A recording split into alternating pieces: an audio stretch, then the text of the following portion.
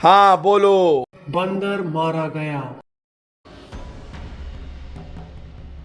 India launches an air strike on Jaish-e-Mohammed terrorist camp in Pakistan.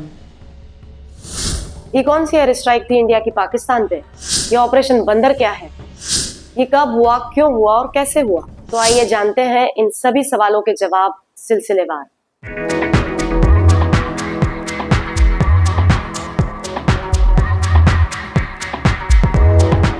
नमस्कार दोस्तों, मैं doctor Neha Gandhi अपनी चैनल इन्फो ड्राइव पर आप सभी का तहे दिल से स्वागत करती हूँ। इस ऑपरेशन की कहानी शुरू होती है 14 फैब 2019 से, पर सबसे पहले हम इस पूरे वीडियो की इंफॉर्मेशन को 3 फेजेस में डिवाइड कर लेते हैं। Number 1, Pulwama attack, number 2, operation Bandar and number 3, post consequences. So let's start with phase 1।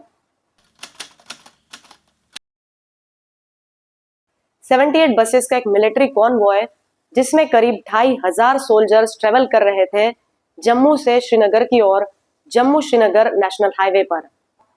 यह जर्नी करीब 345 किलोमीटर लंबी थी और इसे तय करने के लिए करीब 9 घंटे का समय लगना था। यह नेशनल हाईवे पूरी तरह से सैनिटाइज किया गया था।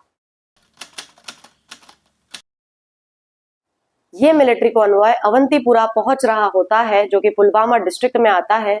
तभी अचानक से एक अनमार्क्ड एसयूवी साइड लेन से आकर इस कॉन्वॉय में शामिल हो जाती है।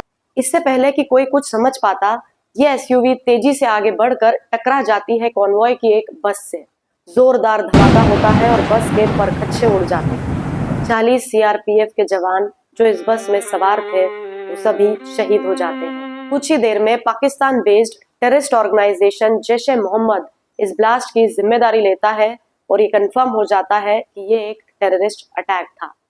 इस हमले में करीब 100 केजी एक्सप्लोजिव कैरी कर रही सुसाइड बॉम्बिंग व्हीकल को पुलवामा का ही रहने वाला आदिल अहमद धर ड्राइव कर रहा था। उसने कुछ समय पहले ही जैश-ए-मोहम्मद टेररिस्ट ऑर्गेनाइजेशन को ज्वाइन किया था। ये अब तक का most deadly terrorist attack on Indian military इन कश्मीर था, जिसे पुलवामा अटैक कहते हैं। पूरा देश पुलवामा अटैक से आघात होता है और ये एक राष्ट्रीय आक्रोश, एक नेशनल आउटरीच का रूप ले लेता है। इस हमले के कुछ ही समय बाद पीएम नरेंद्र मोदी एक सीक्रेट मीटिंग करते हैं डिफेंस चीफ्स के साथ। इस सीक्रेट मीटिंग में 3 पहलुओं पर गौर किया जाता है as a retaliation to the attack. पहला, हैवी आर्टिलरी फायर की जाए बॉर्डर एरिया पर, जो कि एक बहुत ही पुराना तरीका होगा और जिसमें दोनों तरफ से कई जाने जाएंगी। दूसरा, ground surgical strike on terrorist camps. यह अप्रोच बहुत रिस्की था क्योंकि पाकिस्तान बॉर्डर एरियाज पे हाई विजिलेंस बनाए हुए था। तीसरा, एयर स्ट्राइक। ये बहुत ही अनप्रेडिक्टेबल एंड ऑडेशियस रिटेलिएशन होगा क्योंकि लास्ट टाइम इंडिया ने पाकिस्तान के खिलाफ अपनी एयरफोर्स को यूज किया था 1971 में इंडो पाक वॉर के दौरान। तो फाइनली पुलवामा अटैक के जवाब में पाकिस्तान के वेल मार्क्ड टेररिस्ट कैंप्स पर एयर स्ट्राइक प्लान की जाती है और भारत लॉन्च करता है ऑपरेशन बंदर। इस ऑपरेशन में 12 मिराज 2000 जेट्स, जो कि एयर टू ग्राउंड अटैक में काफी अच्छे माने जाते हैं, और साथ ही 4 सुखोई 30 फाइटर एयरक्राफ्ट्स शामिल किए जाते हैं। पाकिस्तान में मौजूद 3 well traced terrorist camps Bahawalpur, Sawai Nalla and Balakot में से बालाकोट टेररिस्ट कैंप चूज किया जाता है। ये कैंप पाकिस्तान बॉर्डर के 50 किलोमीटर अंदर था और एक मैसिव टेररिस्ट कैंप था जहां 200 से 300 आतंकवादियों का प्रेजेंस अनुमानित था। ये पहाड़ की चोटी पर भी लोकेटेड था जिसे जब्बा टॉप कहते हैं, और साथ ही यहाँ सिविलियन कैजुअलिटी होने की संभावना बहुत कम थी। तो अब आता है द डिटेल।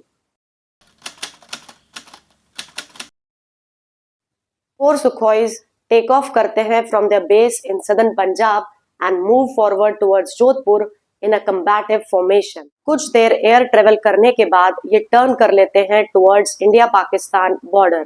पाकिस्तान के एवेक जेट्स जो कि बॉर्डर को गार्ड कर रहे होते हैं, उनकी radar range in Indian jets को डिटेक्ट कर लेती है। ये डिटेक्शन इंडियन अटैक प्लान की स्ट्रैटेजी के तहत ही होता है। इसका मकसद था पाकिस्तानी डिफेंस सिस्टम को यकीन दिलाना कि इंडियन एयरफोर्स बहावलपुर की ओर बढ़ रही है। इन 4 सुखोईस को अपनी ओर बढ़ता देख पाकिस्तान में रेड अलर्ट जारी कर दिया जाता है एंड पाकिस्तानी एवेक्स are ordered to surround Bahawalpur. Pakistani F-16 fighter jets भी आगे बढ़ते हैं to intercept the incoming Indian Sukhois. और इसी सब अफरा तफरी के बीच एक्चुअल ऑपरेशन बंदर शुरू किया जाता है। 12 Mirage 2000 fighter jets backed up with 4 Sukhois take off from the base in Gwalior. This was the actual strike group.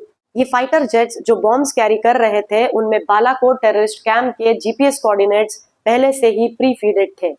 North में आगे बढ़ते हुए पीओके की तरफ इन जेट्स की मिड एयर में ही रिफ्यूलिंग की जाती है, जिससे ये रेंज बढ़ाकर अपने टारगेट तक पहुंच सके। इन जेट्स के फॉर्मेशन में इल्यूशन 276 रिफ्यूलिंग प्लेन्स इसीलिए शामिल किए होते हैं।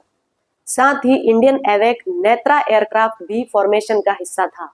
अब जहां पाकिस्तानी एयरफोर्स को डिस्ट्रैक्ट करके उलझा दिया जाता है 4 सुखोईस के साथ एट द इंडो पाक बॉर्डर एरिया नियर बहावलपुर, वहीं दूसरी तरफ एक्चुअल स्ट्राइक ग्रुप के 12 मिराज एलओसी क्रॉस कर लेते हैं 4 सुखोईस को सपोर्ट के लिए पीछे छोड़कर। और जैसे ही अपने टारगेट पर पहुंचते हैं ये 1000 किलो ग्लाइड बॉम्ब्स गिराकर सरप्राइज हमला कर देते हैं जैश ए मोहम्मद टेररिस्ट कैंप पर, जो कि जब्बा टॉप बालाकोट पाकिस्तान में था। पाकिस्तान को जब तक इस अटैक का पता चलता है उनके fighter jets Indian strike jet से काफी दूर होते हैं और इसीलिए इंडियन जेट्स फिर से एलओसी क्रॉस करके सेफली भारत में लौट आते हैं। Total duration of the successful mission was only 21 minutes. Pakistan counter operation Swift retort.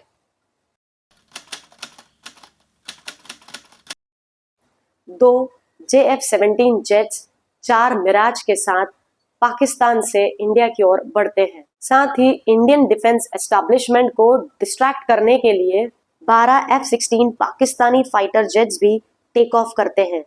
India Pakistan की तरफ से काउंटर अटैक तो एक्सपेक्ट कर रहा था, लेकिन उनके टारगेट्स ट्रेस आउट नहीं कर पाता है। दोनों JF-17 एलओसी क्रॉस करते हैं और अपना पहला टारगेट, जो कि बिम्बर गली brigade headquarter in Rajouri sector है, वहां पे 1000 kg बॉम्ब गिरा देते हैं। इसके कुछ ही सेकंड बाद पाकिस्तानी मिराज ग्लाइड बॉम्ब्स फेंकते हैं अपने दूसरे टारगेट पे। Both the hits miss their targets. इधर जैसे ही इंडिया को हिट का पता चलता है वो अपने फाइटर जेट्स भेजता है टारगेट की ओर to intercept the further incoming Pakistani formations. एक बहुत ही dynamic and vibrant dog fight होती है दोनों ही तरफ के फाइटर जेट्स के बीच, और इसमें पाकिस्तान का 4th जनरेशन F-16 भारत के 3rd जनरेशन MiG-21 को हिट कर देता है। इस MiG-21 के pilot wing commander Abhinandan Varthaman eject out कर लेते हैं before the jet crashes down in PoK. लेकिन इजेक्शन से पहले अभिनंदन हंट डाउन कर देते हैं, मार गिराते हैं पाकिस्तानी F-16 फाइटर जेट को, जो कि पाकिस्तान मानने को तैयार नहीं होता है। लेकिन कुछ समय बाद इंडियन एयरफोर्स इस बात की सच्चाई को प्रूव करने के लिए एविडेंस सबमिट करती है गवर्नमेंट के पास। एनीवेज, पीओके में क्रैश होने के बाद विंग कमांडर अभिनंदन को पाकिस्तानी आर्मी अरेस्ट कर लेती है, लेकिन भारत का डंका बजता है और केवल 48 घंटों में पाकिस्तान को उन्हें छोड़ना पड़ता है और अभिनंदन घर वापसी करते हैं। Ex Indian high commissioner to Pakistan Ajay Bisaria अपनी बुक एंगर मैनेजमेंट में लिखते हैं, पाकिस्तान को इन्फॉर्म किया गया था इंडिया की ओर से कि अगर एयरफोर्स पायलट अभिनंदन वर्धमान को नहीं छोड़ा जाता है तो India will initiate a missile attack on Pakistan as 9 missiles are ready to be fired. Prime minister Narendra Modi ji ने भी गुजरात में अपनी एक रैली के दौरान इस बात को पब्लिकली कहा था, इसे कत्ल की रात का संबोधन देते हुए।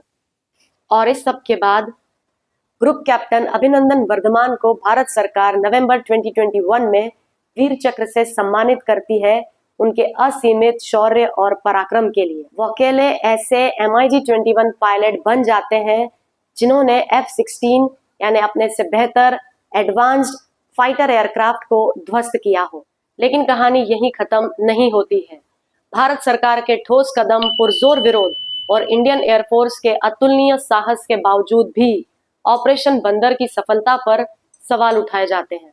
इंडियन गवर्नमेंट इस मिशन की सक्सेस के प्रमाण हाई रिजोल्यूशन सैटेलाइट इमेजेस के थ्रू देती है, जिनसे यह स्थापित होता है कि इस एयर स्ट्राइक में पाकिस्तान स्थित जैश-ए मोहम्मद टेररिस्ट कैंप नष्ट कर दिया गया था।